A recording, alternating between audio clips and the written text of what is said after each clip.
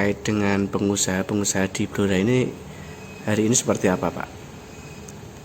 Ya itu tadi Mas, alhamdulillah bahwa pengusaha di Blora ini secara iklim usaha itu akibat dampak COVID ini ya memang sambat-sambat.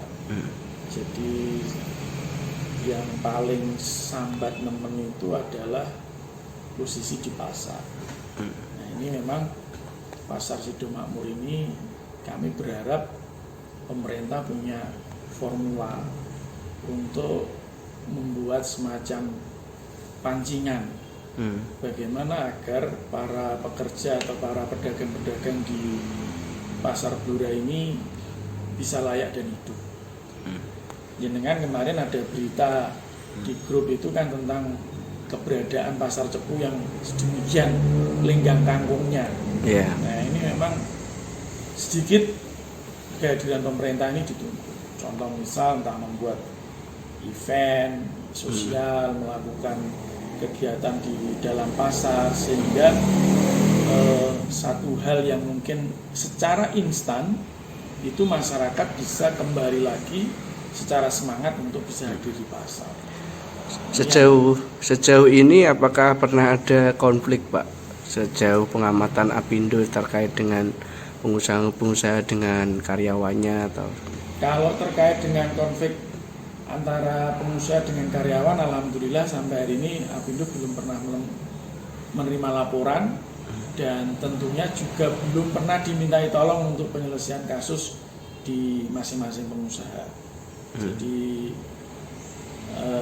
ini suatu kondisi yang sangat menggembirakan, berarti iklim usaha di Kabupaten Blora ini sangatlah sejuk, sehingga tentunya ini menjadi salah satu faktor para investor untuk siap hadir atau tentunya akan sangat nyaman untuk hadir di Blora. Terkait dengan angka UMK Blora ini sendiri seperti apa? Nah, UMK ini memang kan unik sekarang Mas. Jadi kalau dulu memang penentuan UMK itu didasarkan atas KL, kebutuhan hidup layak. Di mana yang melakukan survei ini adalah dari Dinas Tenaga Kerja bersama-sama dengan Apindo untuk melakukan seberapa besar sih seseorang itu bisa mencapai hidup layak, dirumuskan sedemikian hingga menjadi formula, ditetapkan menjadi UMK. Tetapi sekarang dengan peraturan pemerintah yang baru bahwa penetapan UMK setiap tahun itu menggunakan rumus atas dasar pertumbuhan ekonomi nasional dan besarnya inflasi yang terjadi. Itu yang membuat rumus sudah dari pusat melalui BP. Untuk besaran UMK Blora ini sendiri, menurut Apindo ini udah cukup atau memang harus ditambah atau dikurangi? Ya secara pandangan tergantung cara pandang masing-masing yang melihat. Kalau itu dibanding dengan provinsi, kalau itu dibandingkan dengan kabupaten-kabupaten dalam satu provinsi, Blora ini sudah termasuk yang luar biasa. Artinya tidak berada di bawah, juga tidak terlalu mahal. Tetapi kalau jenengan tanya pengusaha, ya mesti pengusaha kepinginnya UMK itu rendah. Kalau jenengan takut pekerja, ya mesti pekerja itu kepinginnya UMK-nya tinggi. Tetapi kita patut bersyukur kedua belah pihak ini, antara pengusaha dan pekerja ini di Blora ini sudah posisi di tengah. Jadi kalau pengusaha sambat UMK-nya terlalu tinggi ya gak patek pantes. Sebaliknya pekerja ini nek masih merasa kurang ya juga kurang pas, karena ya pengusaha itu ya selalu mikir apa Mas, usaha ini bisa bertahan dan bisa cucuk apa enggak. Untuk jumlah pengusaha sendiri di Blora ini berapa ya Pak? Banyak Mas, saya pernah rapat dengan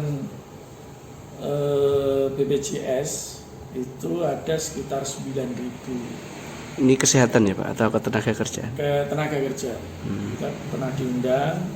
Nah memang tugas kami diminta oleh BPJS itu untuk mendorong agar supaya dari seluruh unit usaha yang ada di Kabupaten Blora ini mengikutsertakan karyawannya selain BPJS Kesehatan ikut juga di dalam BPJS Ketenagakerjaan, karena ini sifatnya wajib mengikutkan 2 dari 3 layanan BPJS Ketenagakerjaan, minimal 2 dari 3 layanan